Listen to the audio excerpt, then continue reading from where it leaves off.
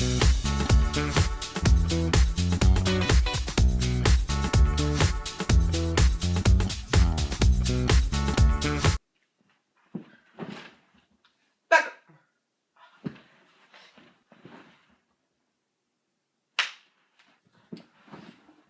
play. Let's get into it. The things that you will need will be your tackle box, tackle bag, anything that you transport your tackle in. For me, it's a bag, as you can see. And you will need your rods that you're bringing, obviously. I am bringing 3 rods because I've been invited. I don't want to make it cluttered. So I've just got a kind of a stiff rod with braid on it for flipping and pitching, frogging, stuff like that. Obviously an open bail because we're going to Minnesota when we catch a lot of smallmouth. This is going to be a very vital tool. And then just my bait caster for anything other, like maybe some light top water, like poppers or poppers, however you say it. And just anything that has weight to it, pretty much. Anything except for Senko. Well, I shouldn't be saying that because, shaky heads or something, but anything with weight to it, I'm going to be throwing on a bait caster. Okay, so pretty much what we're going to be needing to do, basically, for tackle prep, is we just basically want to get everything as small as possible and as confined as possible. So this is what I do. I usually, unrig everything. I take everything off, put the line in the wheel, obviously. And then I'm going to take this wheel, put a sock around it, put it in a secure, safe box where it won't get rattled around and broken. That way all my reels are in one box, one small box, and it's towed away. And then I'm going to take all my rods, put them kind of together, and either put a rubber band around them, put very loose zip ties on them, tie them together with string, something like that, just to make it so instead of 3 big rods, we just have 1 big rod. Alright, so pretty much I've just got this box that I used for going to Myrtle Beach this spring break, and I like it because it's plastic, it's see-through, it's big, and it's got a lockable lid so it won't come off. It's pretty durable, nothing's going to really get through to this. So what I'm going to do is I'm just going to place a sock or a garment around my reels to just make them safe, and then I'm going to put like a t-shirt, towel in there just to give extra support around the walls, and just put my reels in there and close it up so it's like a big cushion around it, and then the box to keep it safe. So as you can tell, I've got 3 reels right here, so I'm going to go get 3 socks and then a garment like a t-shirt or something. Okay, so I've got some old socks and a t-shirt, so I'll cut all these things off, untie them, unrig them, and I'll get my lures off, put them away in my box, organized, and yeah, I'll meet you when I'm there. Alright, so now that I've got all my reels disconnected, I'm just going to unrig and stuff. I'm obviously just going to I'm just going to take off my reel like that and just set my rod aside. Set my reel aside for now because I'll just go ahead and take everything off before I rig them and stuff like that. So take that off, and then finally just take this off. My braid rod. Alright, so I've got all my reels off. All my reels. And I've got my 3 rods. And basically, as you can kind of see what I mean, it's just going to be 1 big rod like that, kind of.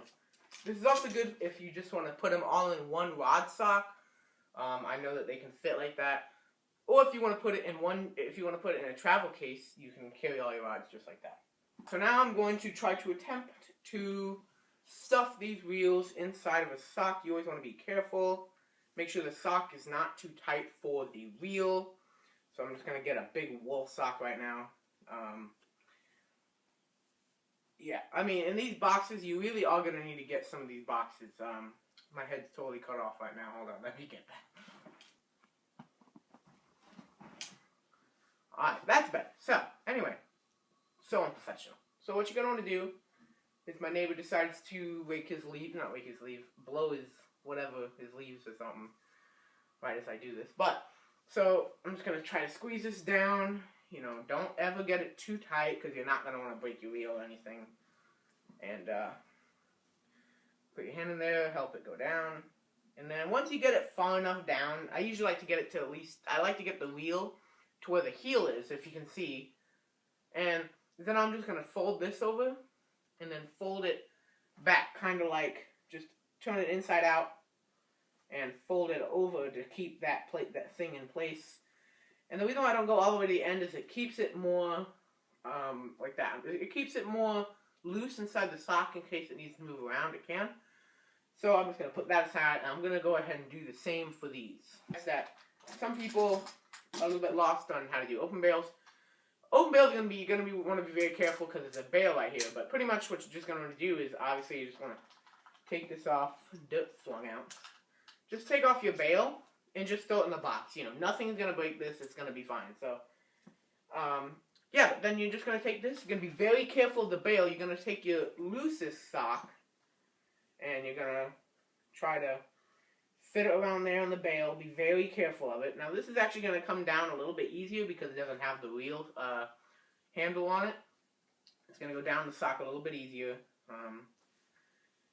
And, you know, just any way the wheel wants to go, you just want to make sure. So I'm just going to push this down until it gets to the end, like that. Fold it over like this. And then just turn this sock inside out and push it down along there like that. So there you go. There's that wheel. I mean, I would probably, I just dropped it. I would trust on dropping this, you know, from a safe distance. It's going to be fine. Okay, so now I've got all three of my wheels. I just dropped it. I've got all three of my wheels tied away. So what I'm going to do is I'm going to just take my box, open it up there, take my t-shirt, and I'm just going to kind of fold it so it kind of fits the box, you know, kind of just fits it, you know, roughly, doesn't really matter. That's fine. Always make it a little oversized. I'm going to put it down in the bottom, like that. Then I'm going to go ahead and put my wheels up in there, like so. And always put it from least to bottom. And then I'm just going to fold this over. As you can see, I just put my wheels down there. Oh, that one almost fell off. Then I'm just going to pull this sides up and fold it over it. So that way, if you can kind of see, it's folded over so they're in there. And then I'm just going to go ahead and take my thing, put it over like that. Perfect. I just realized I goofed and I forgot to put the handle for my open bail in. So I'm going to open it, put it right down there. Stuff it in there somewhere safe. It's not going to break, trust me. Okay, so now that the wheels are done, we can move on to the rods. Okay, so I don't have any rubber bands, which I recommend, but so I got some shoestring. That's going to work just fine. So I'm just going to cut out about I'm only going to need like 3 or 4, so I'm just going to cut out about 1 foot strands of each with a sharp lock blade right here. I'm just going to cut right there. I'm just going to cut this knot off. Alright, so I've got 2 strands right here. And I'm just going to cut this in half to make 4 strands. And that should be good for what we are doing here. So I've got 4 strands now. We've got 4 strands, and we're going to go ahead and tie these rods together. Okay, so we're just going to adjust them so that they're perfect. And they line up pretty good. So always put the eyelets on the outside, obviously. That was not already obvious. And the hardest part is getting these bait casters to work out with their little finger holders down here. And then also to get all the bails to work out. And it's really hard because the bails on the outside of the rod and the finger holders on the inside, so it's really hard to get that balance. But this is good right here. So I'm just going to kind of hold this. I'm going to take a strand, and I'm just going to tie it right about here. I'm just going to tie it kind of loosely. There you go. And just do a normal overhand knot, because it really don't matter. Maybe a double. I'll do a double. Alright, and then I'm just going to take another strand. I'm going to do a little bit higher up. Once I see them really starting to gap apart again, I'm going to take this one, and I'm going to tie them up again. And I would recommend always have a different, or another rod sock over this too, because this will help it hold, but you want to have another rod sock to help. And then just come up here near the top, kind of. Grab this rope, and you're going to want to tie this together like this. Make sure they're tight before you do the second overhand. And then, yep, and then I'm just going to do, yeah, I'll just do one right here for now, and then that should actually be good. So we're just going to take here, we're going to grab it, we're going to tie it, obviously, and we're just going to take this and tie it again, and then there you go, guys. Then you have your rod all tied together. And then if you want, you can just cut them, or you can untie them as you wish, because if you use the big string, it's going to be easier to undo. So for me, because there's big gaps here, and it's easy to do because there's not going to be there's going to be space for the knife, so I'm not going to cut the clear cut on this at all, and I'm not going to harm it. I'm just going to cut these things so they don't get tangled. I'm just going to cut the tag ends here so they don't get tangled anywhere. And I'm just going to leave about an inch, maybe, right about there. Your bag, all organized. You got all your tackle organized. Always bring extra line, extra lures, extra colors, extra hooks, extra, just bring everything extra soft plastics, extra... an extra scale, extra scissors, extra pliers. You never know what's going to happen.